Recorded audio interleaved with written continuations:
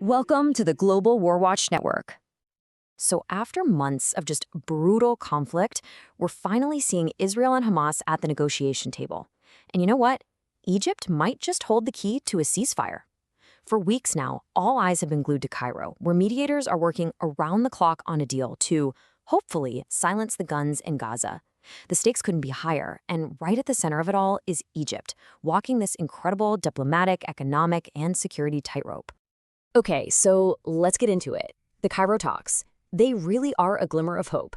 These talks, led by Egypt and Qatar, are honestly the biggest push for peace we've seen in months. You've got delegations from both Israel and Hamas in these really intense indirect negotiations. But here's the thing you have to understand. For Egypt, this isn't just about regional stability. No, this is personal. The outcome is tied directly to its own national survival. Which brings us to Egypt's red lines. We're talking security, solidarity, and survival. So why is Egypt so incredibly central to all of this? To really get it, you have to look at their non-negotiable red lines. I mean, this war in Gaza, it's a direct, profound threat to Cairo, and it's forcing them into this incredible balancing act between principles they've held for decades and some really urgent national security fears. And this right here really lays out Cairo's core dilemma. On one side, you have principled solidarity. Egypt absolutely cannot be seen as helping along what many are afraid could become another Nakba. And Nakba is the Arabic word for catastrophe, referring to that mass displacement of Palestinians back in 1948. But then, on the other side of the coin, you have national security, a massive wave of refugees pouring into the Sinai. That could spark a dangerous insurgency all over again, and it could even risk Israeli military action on Egyptian soil. A total nightmare scenario. And make no mistake, this position is absolute. President Sisi himself has made it crystal clear that the forced displacement of Palestinians into the Sinai is a red line. Period. It cannot be crossed. And you know, that really firm stance has been a huge part of building an international consensus against a plan like that, which just makes Egypt's role as a mediator that much more critical. And then there's the money. The war has inflicted some serious economic pain. You've got the Houthi attacks in the Red Sea, which are happening in solidarity with the Palestinians. Well, those attacks have slashed Egypt's revenue from the crucial Suez Canal by half, 50%, in just the first quarter of 2024. For an economy that was already struggling, that is a massive squeeze.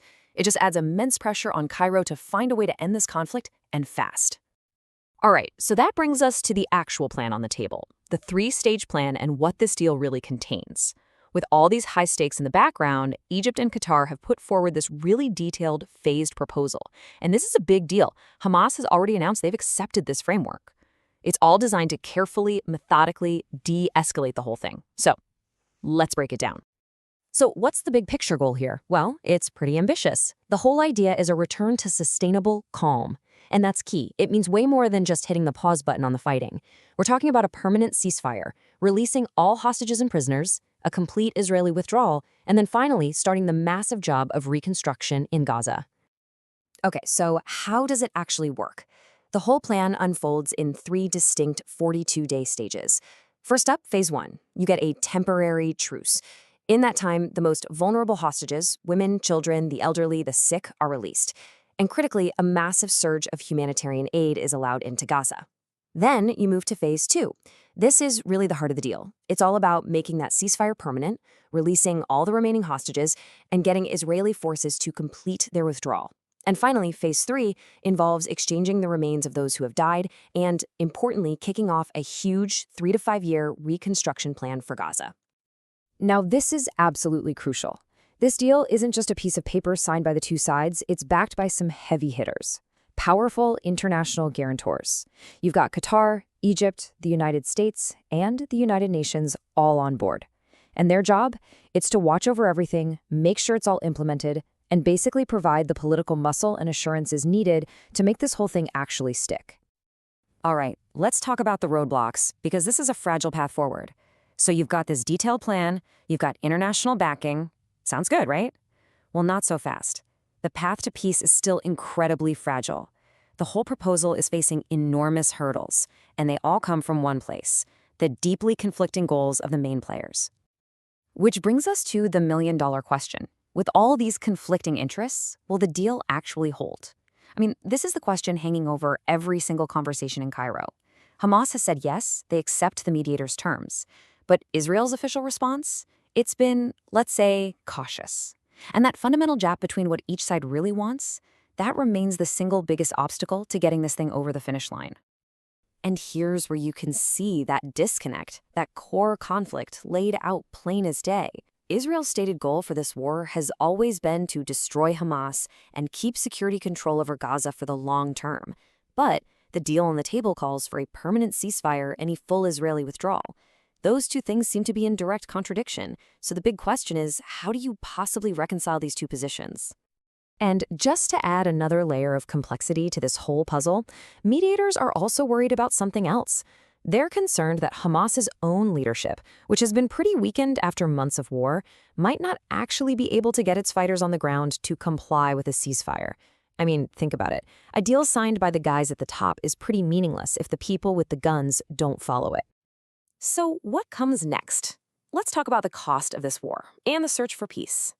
You know, as all these diplomatic efforts are happening, the devastating reality on the ground just keeps underscoring the urgency. The human cost, the financial cost, it's been absolutely staggering for everyone involved. And it makes finding a real, lasting peace more critical than ever. And when we say staggering, just look at these numbers. They are truly hard to comprehend. According to health authorities in Gaza, we're talking about over 67,000 Palestinian deaths and 170,000 injuries.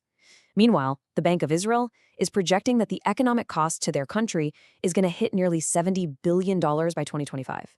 This is the heavy, brutal price of the conflict that negotiators are trying so desperately to end. And these images, well, they show you exactly what's at stake. The outcome of these talks in Cairo, it's going to decide which picture defines Gaza's future. Is it going to be more conflict, more destruction like this? Or is it going to be the monumental, almost unimaginable task of rebuilding lives, homes, and maybe some hope from all of this rubble? So an end to the fighting might, just might, be in sight. But that brings us to the final and maybe the most critical question of all. What happens on the day after? Because let's be real, a ceasefire is just the first step. The real challenge is everything that comes next. Who's going to govern Gaza? How is security going to be maintained? And the biggest question of all, how do you finally break a cycle of violence that has been going on for generations? Answering that, well, that's the true test that lies ahead. Thank you so much for your time today. If you found this useful, please do like, share, and subscribe to the Global War Watch Network. We really do want to hear from you, so drop your thoughts in the comment section below and come join the conversation with us on social media. All the links for that are right there in the description.